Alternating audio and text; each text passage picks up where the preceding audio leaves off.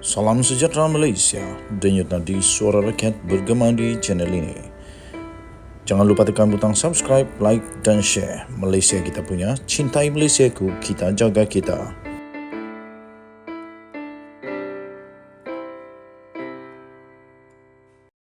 Salam sejahtera Malaysia.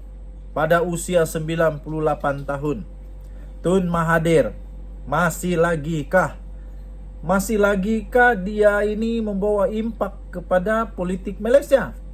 Saya fikir tidak. Apa pendapat kamu? Saya fikir Tun Mahathir punya zaman sudah limpas lah, sudah lalu, sudah expired. Buktinya pada PRU yang lalu, di tempat yang dia tak mungkin akan kalah, orang kata dululah, mustahil boleh kalah. Tapi akhirnya dia hilang deposit, hanya dapat 4,000 saja. Sehingga Tun Mahathir kata, apa salah saya sehingga saya ditolak di Langkawi? Bukan salah kok, tak ada salah, tetapi sudah terlalu tua. Macam mana lagi orang mau berhikmat dengan usia 98 tahun? Aduh, itu masanya untuk sisa-sisa mengumpul amal-amal ibadah untuk dunia seterusnya. Itu pendapat saya lah. Pendapat kamu apa pula? Okey, baik. Tun Mahathir keluar parti untuk memudahkan Mukris bawa pejuang bekerjasama dengan Anwar. Wow, ini satu kejutan. Tun Mahathir memang ada masalah dengan Anwar, tapi Mukris adakah masalah dengan Anwar? Betul kan ni? Pertama, betulkah benda ni? Kedua, sanggupkah Anwar bekerjasama dengan Mukris Mahathir? Ketiga, sanggupkah Mukris bekerjasama dengan Anwar? Itu soalan-soalan dia. Dalam satu perkembangan yang agak mengejutkan semalam, Tun Mahathir bersama dengan 12 pengikut kuatnya mengumumkan keluar dari Pejuang, parti yang diasaskannya sendiri yang kini diterajui oleh anaknya sendiri, iaitu Mukris Mahathir.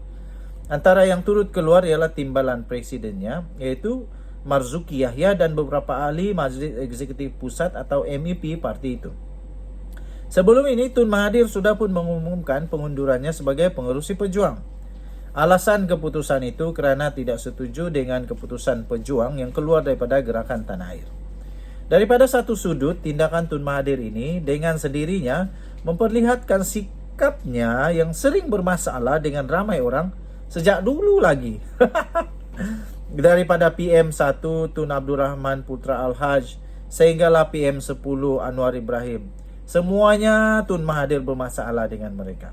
Kini sehingga dengan parti yang dipimpin oleh anak kesayangannya sendiri pun beliau nampaknya ada masalah juga kesudahannya. Akhirnya dengan sesiapa sebenarnya Tun Mahathir ini benar-benar cocok dan tidak bermasalah? Jawapannya, tak sempat dengan siapa-siapa kot. Sebab dah 98 tahun, takkan dia sempat lagi untuk 2 lagi PRU, kecuali lah dia panjang umur. Kita doakanlah semoga Tun Mahathir panjang umur. Daripada maklumat yang diterima, keputusan Tun Mahathir itu adalah disebabkan tindakan beliau tidak bersetuju dengan keinginan anaknya, iaitu Mukris, untuk membawa Pejuang berbaik-baik dan cuba bekerjasama dengan Pakatan Harapan. Sementara Pakatan Harapan dan Anwar Ibrahim merupakan musuh kepada Tun Mahathir, tetapi selepas PRU15, Mukris melihat Anwar dan PH adalah pihak yang paling berpotensi untuk beliau berteduh bagi meneruskan laluan politiknya. Ya, tentunya kerana PH kini adalah kerajaan di peringkat pusat dan Anwar merupakan Perdana Menteri. Walaupun pada awal 2022 lalu Mukris pernah menyifatkan masa untuk Anwar sudah berlalu dan tidak sesuai lagi dipertaruhkan sebagai calon Perdana Menteri. Ketika itu beliau juga berkata sudah sampai masanya PH mencari calon Perdana Menteri yang baru. Namun dengan Anwar yang telah pun berjaya menjadi Perdana Menteri dan agar masa depannya tidak terkubur berikutan kala teruk pada PRU15 baru-baru ini, Mukris kini sanggup menelan kembali kata-katanya itu dengan ingin membawa Pejuang bekerjasama dengan Pakatan Harapan. Sandaran utama Mukris untuk membawa Pejuang bekerjasama dan bernaung di bawah PH ialah kedudukan parti itu yang mempunyai 2 adun di Kedah. Ketika ini dirinya sendiri sebagai adun Jitra dan Setiausaha Agung Pejuang iaitu Amiruddin Hamzah sebagai adun Anak Bukit. Dengan kedudukan itu, melalui kerjasama dan bantuan PH, Pejuang berharap mereka dapat terus bertanding dan lebih berpeluang untuk mengekalkan kedua-dua kerusi tersebut dalam PRN Kedah tidak lama lagi. Bertanding bersendirian sebagaimana dalam PRU 15 lalu, Pejuang sedar harapan yang ada hanyalah mencatat rekod hilang deposit sekali lagi. Disebabkan itulah, Mukris lebih gairah mau membawa Pejuang bekerjasama dengan PH. Walaupun beliau sedar bapaknya tidak sebulu dengan Anwar. Soalnya, apakah Anwar dan PH bersedia untuk bekerjasama dengan Pejuang? Dengan ini keputusan Tun Mahathir keluar daripada Pejuang tidak mustahil adalah sebagai pengorbanan untuk memisahkan dirinya daripada parti tersebut supaya Anwar dan PH tiada masalah lagi untuk bekerjasama dengan anaknya itu. Berbanding jika Tun Mahathir masih ada bersama Pejuang, tentulah sukar untuk Anwar dan PH bekerjasama dengannya. Sekurang-kurangnya jika Pejuang dapat bekerjasama dengan PH, lebih-lebih lagi jika Mukris mampu kekal sebagai adun jitra dalam PRN Kedah, hayat politiknya bekas MB Kedah itu tidaklah berkubur begitu sahaja. PRU 16 akan datang pun, beliau boleh bertanding sekali lagi bersama dengan dan bekerjasama dengan Pakatan Harapan. Hakikatnya, nampak macam bapa berbala dengan anaknya sendiri. Sebenarnya inilah tanda ayah yang ada rasa kasih sejati. Denyut nadi suara rakyat bergema di channel ini. Bye-bye. Salam sejahtera Malaysia, denyut nadi suara rakyat bergema di channel ini. Ketika saya mendapat berita ini, saya terkebil-kebil dan terkejut. Wah, betulkah benda ni? Kalau betul, memang haprak. Betulkah perkara ni? Tapi saya rasa tidaklah kot, belum lagi. Okay, so sampai sekarang rakyat Malaysia masih lagi tertanya-tanya tentang minyak nak turun ke apakah. Tapi ingat, manifesto pilihan raya minyak, harga minyak naik turun itu bukan pada PRU 15, itu pada PRU yang sebelum-sebelumnya. Jadi kita tidak boleh nak ungkit-ungkit perkara yang tak dijanjikan pada PRU 15. Jadi walaupun begitu, ada satu berita yang mengejutkan, menarik perhatian saya di malaysiagazette.com 10 Februari 2023. Subsidi minyak dimansuhkan. Kalau subsidi minyak dimansuhkan, memang sengsara. Kecuali gaji rakyat dinaikkan kepada RM3,000 setiap orang. Baru ngam. Mungkin kalau gaji RM3,000 minimum, okey lah. Tapi kalau tidak, habislah. Macam mana nak isi minyak? Nanti semua orang jalan kaki. Tapi okey jugalah, kita jadi negara Jepun, naik bicycle pergi kerja. Okey, subsidi minyak dimansuhkan. Itu persoalan yang amat-amat besar.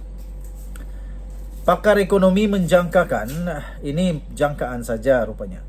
Pakar ekonomi menjangkakan kerajaan perpaduan bakal akan mengumumkan pemansuhan subsidi minyak petrol dan diesel dalam pembentangan bajet akan datang.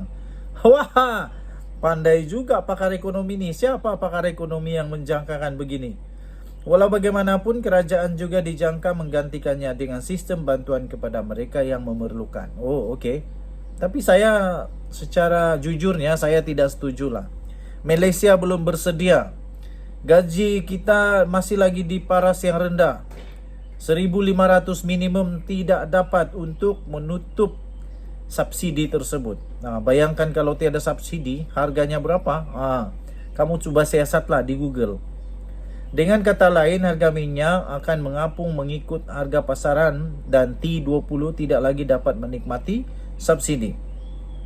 Pakar ekonomi iaitu Datuk Chua Tia Guan berkata, kerajaan akan menumpukan perhatian kepada penstrukturan semula subsidi dalam pembentangan bajet baru.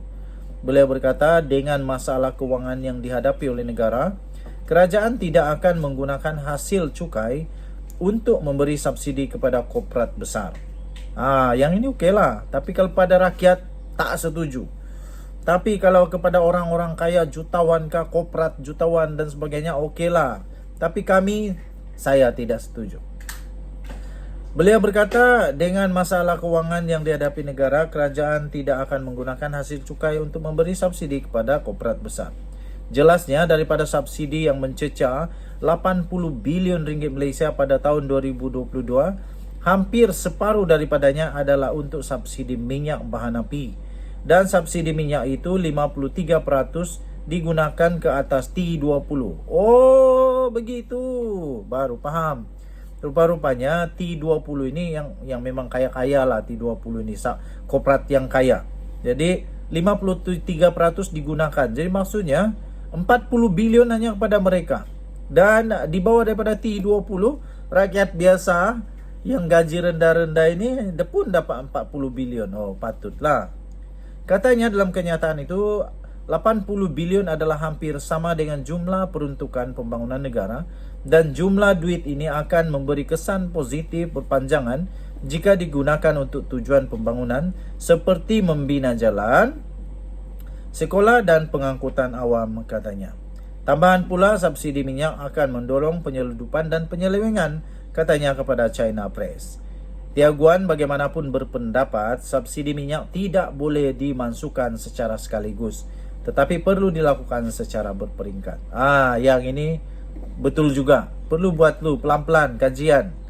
Katanya bantuan secara terus pula boleh dilakukan mengikut golongan, yaitu T20 tidak menikmati bantuan, M40 mendapat sebagian bantuan, manakala B40 mendapat bantuan terbanyak, katanya. Dengan pemansuhan subsidi minyak, harga minyak akan terapung mengikut harga pasaran antarabangsa. Orang ramai yang menerima bantuan pula boleh menyelaraskan perbelanjaan masing-masing mengikut pertimbangan dan keperluan sendiri, katanya. Tambahnya lagi, selain penstrukturan semula subsidi, kerajaan juga dijangka akan menjimatkan perbelanjaan yang tidak perlu, tetapi pada masa yang sama perlu berusaha untuk menjana pertumbuhan ekonomi.